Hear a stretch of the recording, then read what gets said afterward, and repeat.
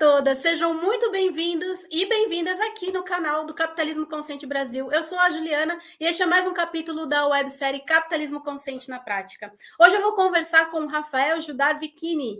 Ele é economista pela FEA USP, com MBA executivo pela Fundação Dom Cabral e conselheiro de administração certificado pelo IBGC, Instituto Brasileiro de Governança Corporativa.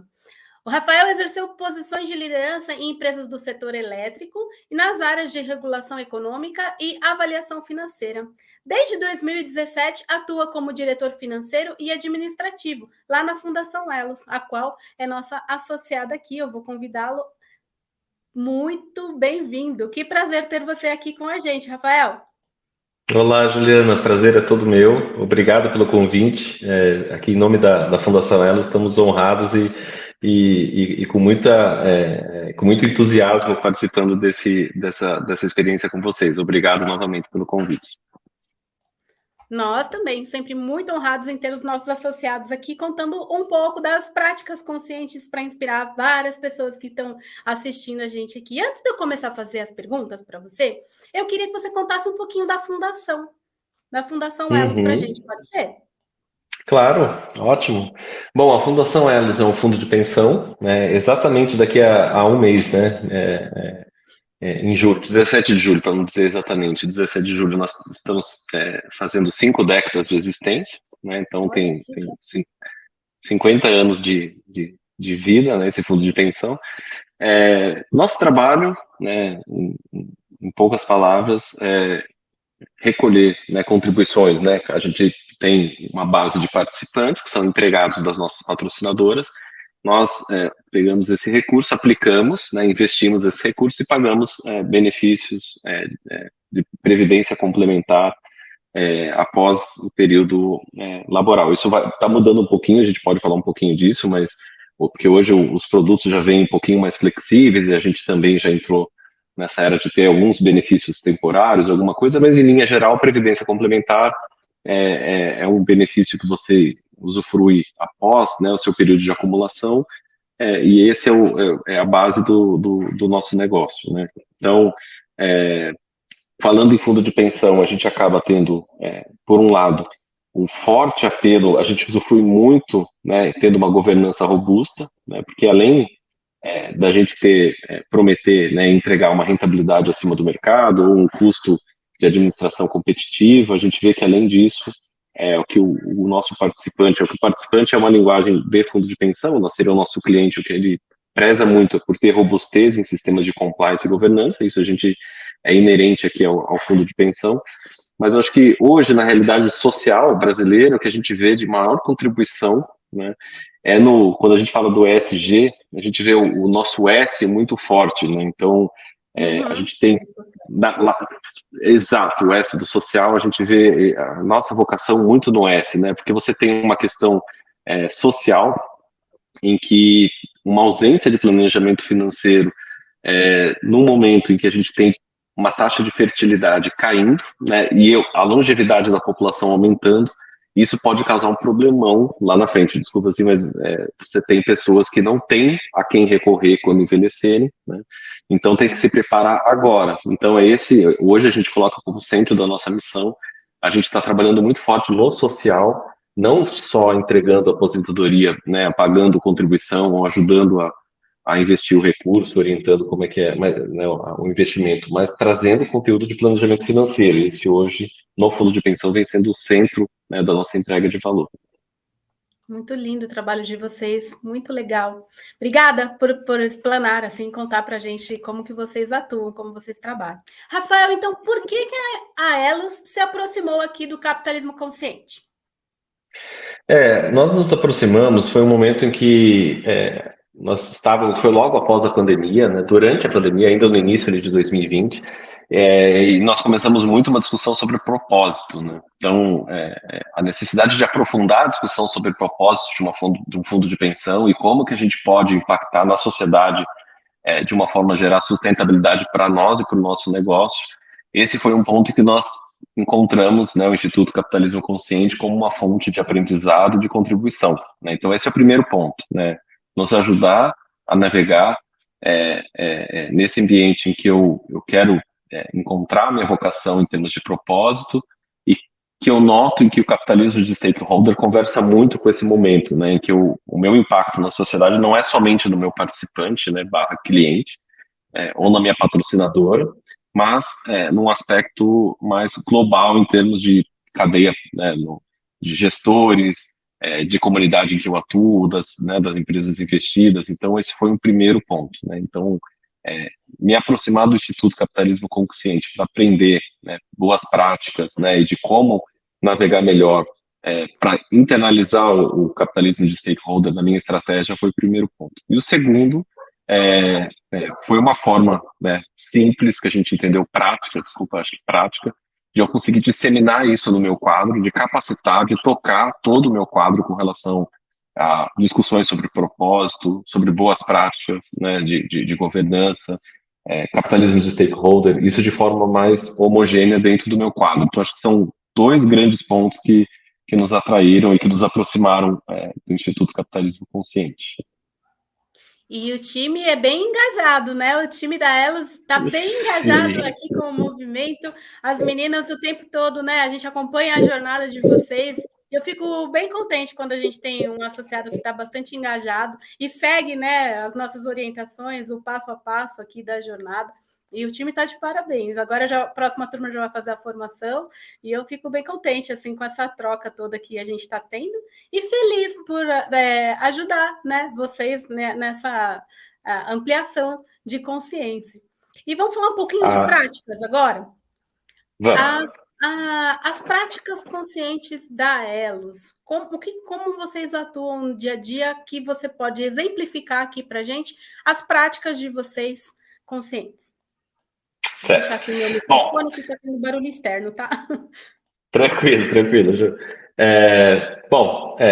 Se a gente for falar em centro da minha estratégia, conversa muito com planejamento financeiro. Então, a gente tem toda uma linha de educação financeira aqui dentro, né, olhando, né, tanto em termos de capacitação interna como de dentro para fora, né, que a gente pratica visando uma consciência, digamos assim, do nosso participante, do nosso quadro interno com relação ao uso do dinheiro, né, de consciência com relação a como que eu posso impactar de forma social, né, no social, com base na educação financeira e planejamento financeiro. Então, temos podcasts, geração de conteúdo, né, temos, enfim, temos uma comissão ESG aqui dentro também que nos ajuda a produzir conteúdos nesse sentido. Esse é um grande pilar que nós temos aqui. Mas, dando um passo para trás, talvez, eu vejo que para que eu consiga ter práticas conscientes de dentro para fora, né, a gente notou como é importante a liderança estar primeiro engajada com relação ao ambiente que tenha ética. Então, a gente trabalha muito aqui com governança, ética, compliance, né, gestão de riscos, isso aqui é muito forte. Mas, principalmente, eu tenho um ambiente em que...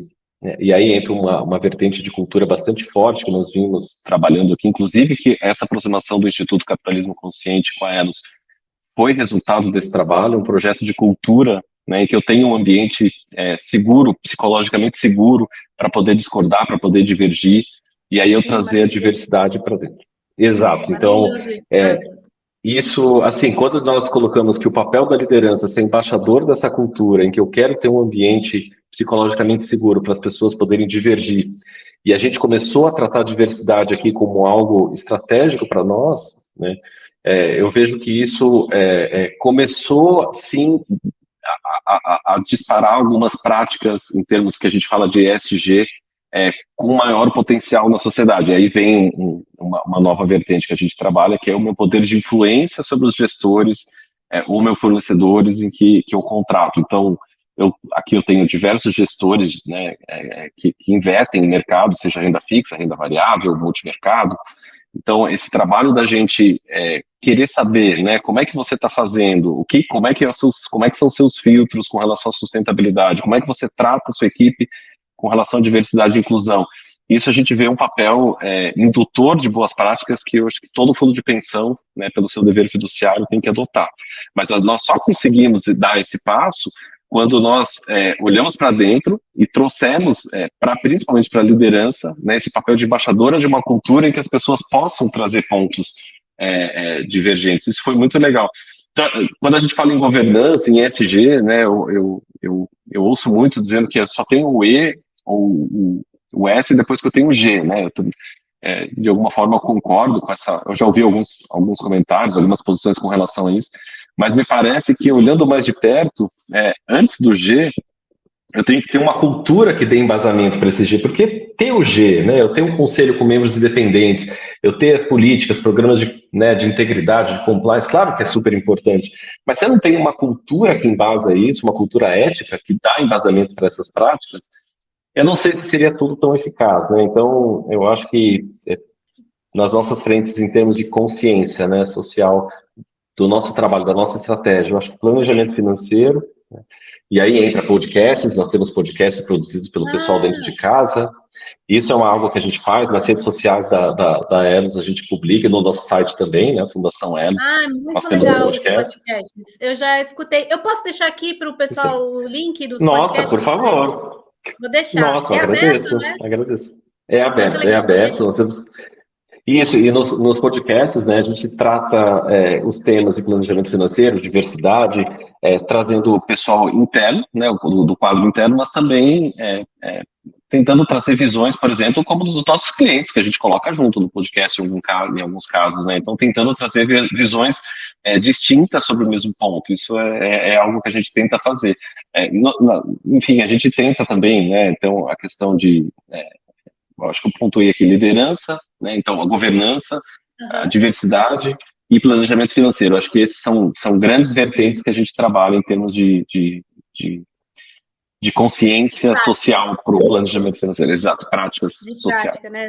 E pegando aqui um gancho no que você falou, né? O que vem primeiro, o E, o S, o G, de fato, né? Não tem uma ordem. Aqui no Instituto a gente fala, com relação às ODS, né? Da ONU, a gente fala que deveria ter a ODS 0, que é o despertar da consciência, né? Então, acho que a gente pode até fazer uma comparação aqui com o ESG também, que o primeiro passo de vocês foi o despertar, né?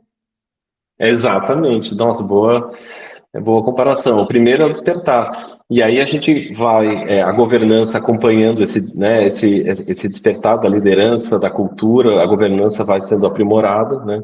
E a gente chega num ponto que a gente traz para dentro da estratégia esses pontos. Então, hoje, quando eu falo de planejamento financeiro, de ter um podcast, ele não é algo acessório do nosso negócio, ele está dentro da estratégia. A gente se posiciona estrategicamente frente ao nosso mercado, tendo esses pontos que eu falei como vantagem competitiva, né? Então, isso que a gente vem fazendo aqui. Com certeza.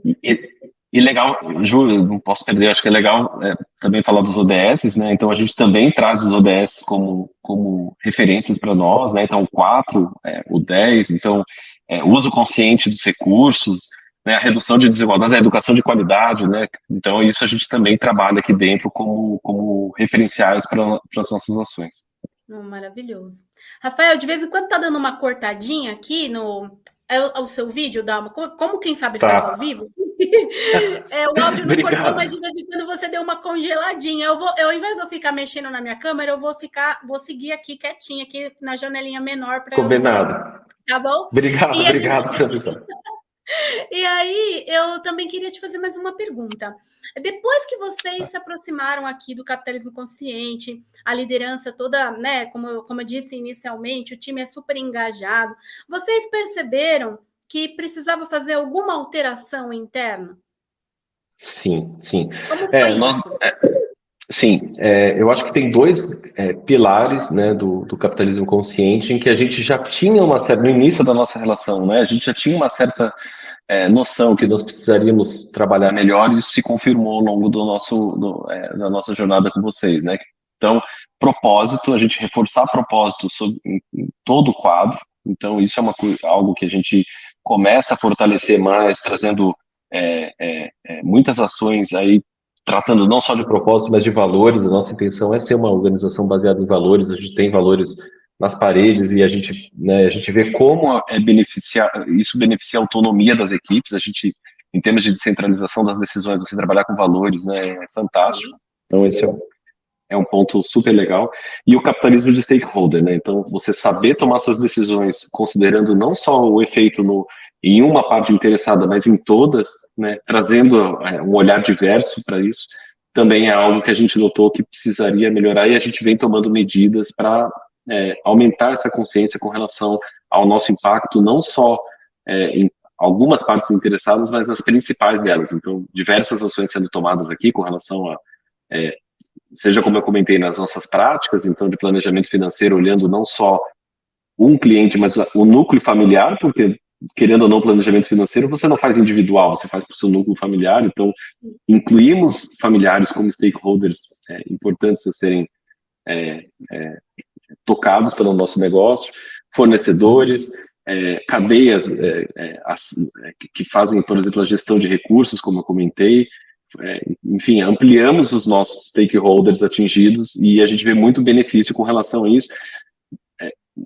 Algo assim que a gente vem notando que tem muito benefício, né, nesse sentido, é, por exemplo, na inovação. Então, você casar dores de stakeholders diferentes, isso ajuda o seu negócio, o seu produto a ser mais, querendo ou não, atrativo. A gente vê muitos benefícios de efeito rede, por exemplo, com relação a seguros.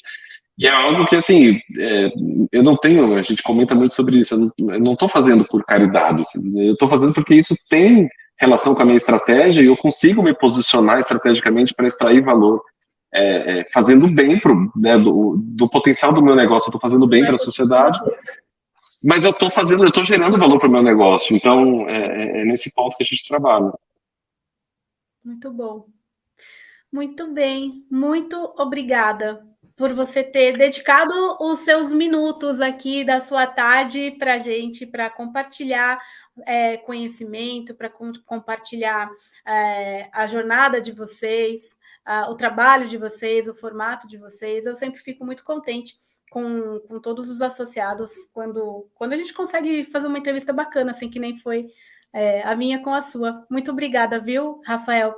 Se você quiser falar mais alguma coisinha, deixar algum recadinho aqui para inspirar as empresas que estão começando, ou fundações que têm, né, particularidades diferentes, né, do corporativo, né, das startups comuns, assim. Se quiser deixar um recadinho, a gente ainda tem tempo. Ó, te peguei de surpresa nessa. Então, como mensagem final, além de agradecer, né, pela oportunidade, né, eu acho que é um espaço incrível para a gente poder aprender, trocar, né, eu colocaria o papel do legado, né, como algo muito importante, principalmente para a liderança, em termos de que as equipes possam ter o senso de pertencimento, a motivação necessária para entregar o maior valor possível para os stakeholders.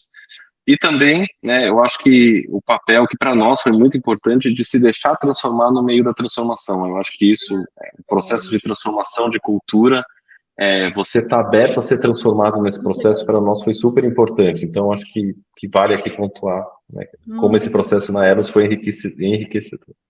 Obrigado. Se permitir, né? Eu achei muito legal isso que você falou, se permitir, né? Se deixar transformar no meio da transformação. Adorei essa frase. Maravilhosa. Obrigado. Rafael, super obrigada mais uma vez. E estamos aqui. Sempre que você quiser conversar com a gente, quiser trazer alguma novidade, sempre meu e-mail está sempre à sua disposição. Mande meu beijo para toda a sua equipe. As meninas são maravilhosas, adoro todas. Obrigado, Juliana. Nós aqui, nossa, precisamos muito para essa relação com vocês. Obrigado mesmo. Imagina. E você que está assistindo a gente agora aqui no canal, olha só, se você ainda não conhece o Capitalismo Consciente, essa é uma ótima oportunidade para você se associar gratuitamente aqui conosco. O link para a associação está aqui embaixo no descritivo do vídeo. Aproveita que você está aqui no YouTube, se inscreve no canal, ativa o sininho para receber as notificações. Toda semana a gente coloca um vídeo bem bacana que nem esse que a gente gravou hoje aqui com o Rafael, onde as empresas trazem todas as suas práticas conscientes e nos inspiram a transformar, a crescer. E a gente vai ficando por aqui hoje. Rafael, mais uma vez, muito obrigada. E um beijo. Eu que agradeço. E até a próxima. Você também.